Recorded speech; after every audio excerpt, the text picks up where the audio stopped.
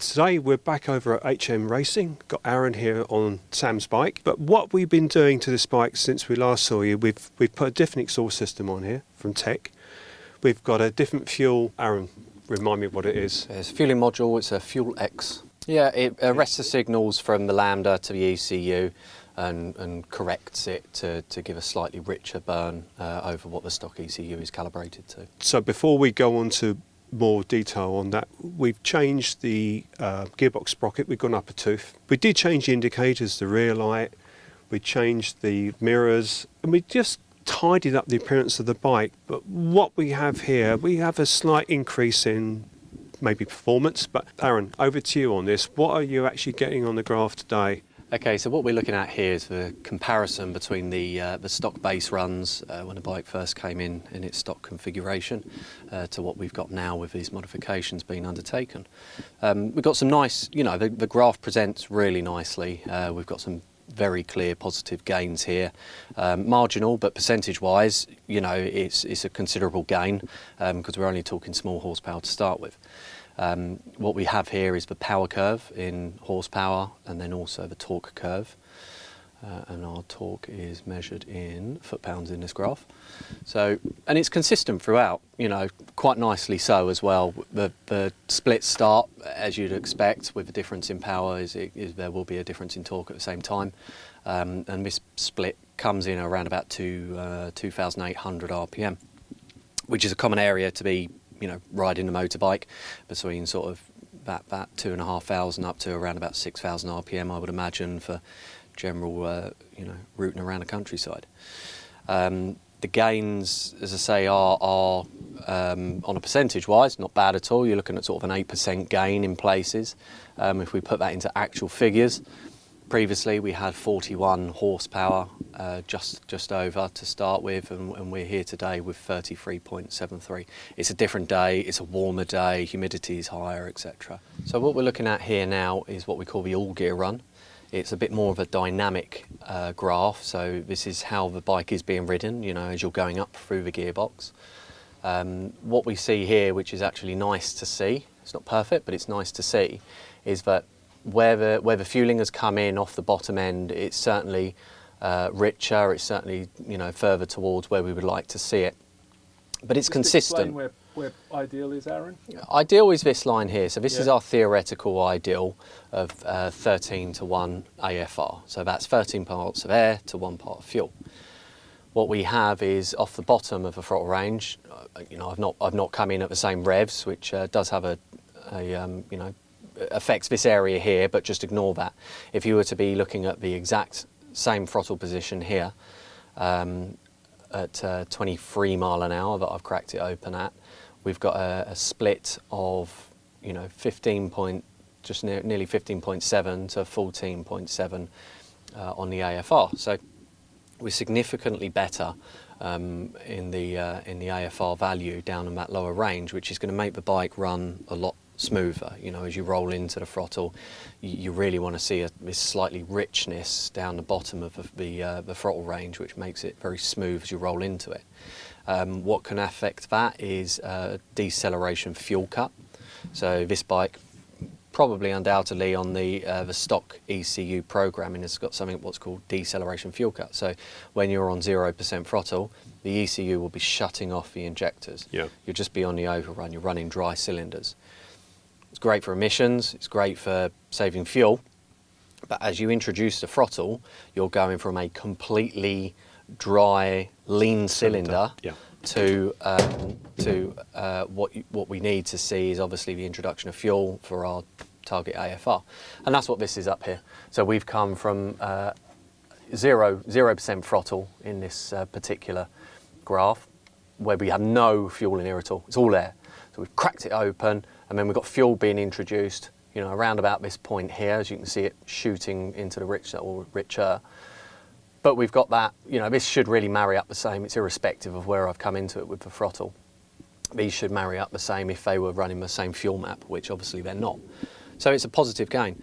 But what we've seen further on down the business end is the fact that we're carrying this pretty regular AFR all the way through to what would be, you know, near enough red line in 6th gear. This isn't terrible. It's, you know, it's not a problem. Bikes do get fueled like this because it gives you a bit more power. You know, if you can run it slightly leaner, you get lean of peak, and then you'll get a little bit more power. And this is nice. You know, this is really nice. As you can see, the power that we've gained here is evident all the way through the shift. You know, it's not an anomaly like we had here with the original, where we had a bit of a spike on the power, which is actually where we've got this peak power value from. So what we can see here is that, you know, you have a fairly consistent 8 to 10% gain on your torque value as well as your brake horsepower value, and that's nice. You know, that's cheap gains, really. But as you just said, cheap gains. So what we really changed here wasn't that expensive an item to use. So you can gain this without, because you can spend a lot more money, couldn't you? Yeah, absolutely. Yeah. You know, if we were to put that into superbike terms, to gain 10% on a 200 horsepower superbike, you're going to spend 10 to 15 grand. Yeah. So, you know, it's horses for courses, of course. Yeah. However, when you put those percentages into, you know, into context, it's nice. You know, it would be nice to have something that's got a bit more manual customization, so we could do a full custom mapping on it and really exploit what the machine's capable of, what the filter's capable of, what this exhaust system's capable of. Me riding it today, the bike is very smooth. It does sound different. The stock Enfield sounds nice, but this has a different sound to it. It's quite... You feel you gain something by the sound and the smoothness, and it does seem to have more torque. I think it ticks the boxes for what we wanted to achieve, and where we look at the graph, it's a plus, it's not a minus. So it's good, really, isn't it, really? Yeah. Weight, Dave? What I must say, the biggest difference, we took exhaust system off and we put TEC's system on here, and the weight loss. We have lost so much weight because they are very heavy pipes. They're double skinned, the header pipes. The cat's in the rear silencer. What we have on here now has slimmed the weight down quite a bit. So I think, you know, what we've set out to achieve, I think we've got there, really. We have got some other things to do. We're going to do something with the forks, and we'll let you know how that goes.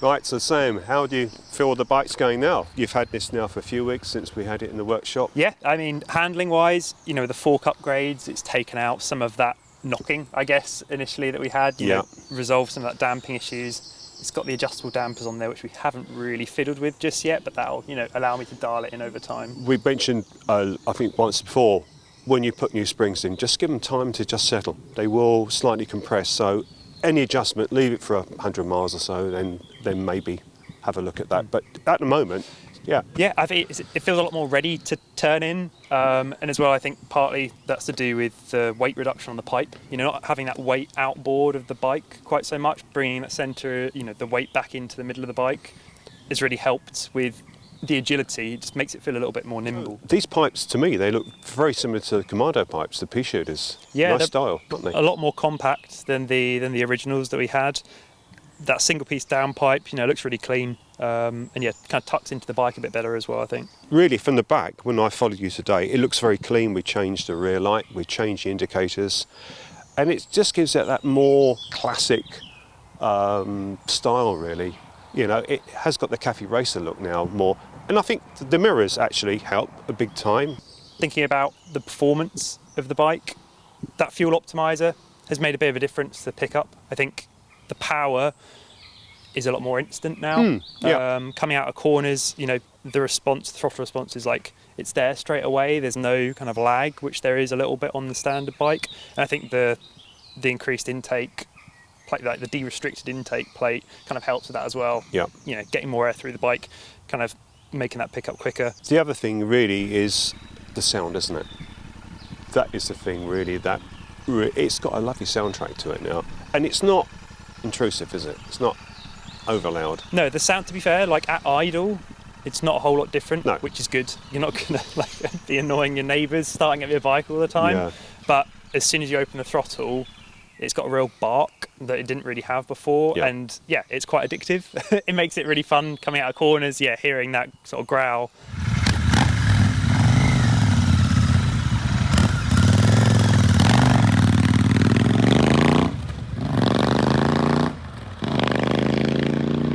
It's a lot more enjoyable, and I think that's something to be said for all of the modifications. It's just about increasing that enjoyment. We haven't increased the power significantly, we have a little bit, but overall the enjoyability of the ride has improved. Like, it feels a lot more energetic to ride, a lot more nimble, a lot more exciting in my opinion. One thing we did do, we changed gearing, didn't we? Put another sprocket. Yeah, and the gearing. We've gone up 1 tooth on the sprocket. Engine sprocket. We were comparing it actually this morning between the two, doing the same speed and seeing what rev range we're sitting at, and we reckon it's kind of, you've knocked off about 250 RPM.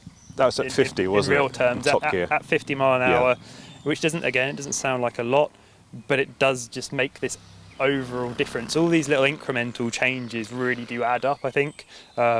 So it's something that, really glad that we did. Yeah.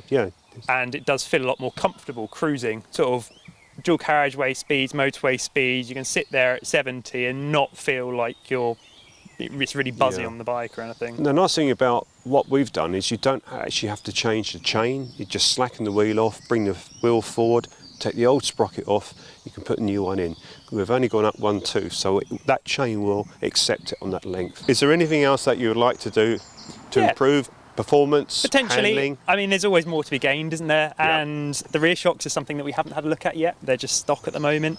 It can be a little bit pogo-y at times, quite bouncy on the rear end. So it'd be nice to see if we can figure some of that out. So I guess that we will probably go for like some adjustment in the shocks where it alters the rebound, similar to the front forks. That's probably the way to go. Yeah. Okay, so Sam's bike's finished now for the moment. My idea, as you know, is to have a Royal Enfield Continental GT, same as Sam's. And when we got it, providing on time, we're going to do a few mods to the engine. So I think that will interest people. So I think you need to stay tuned, and I need to find a bike first, obviously, and that's where we're going to go. We're going to show a bit more engine work being done. Thanks to Aaron at HM Racing for letting us use his dyno for a bit and work out what this bike can do. And a really big thank you to TEC, obviously supplying the parts for Sam's bike, and really thank you Royal Enfield for what you've been doing here in letting us have these 2 bikes, and especially letting me ride this for quite a while. And I have clocked up several miles on this bike.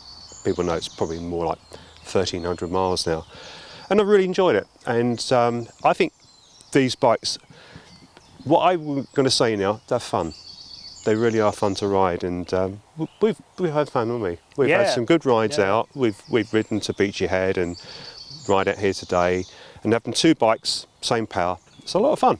So yeah, It's got slightly more power now. I just like slightly more power. So it makes a different noise, but they're really nice bikes and fun to ride.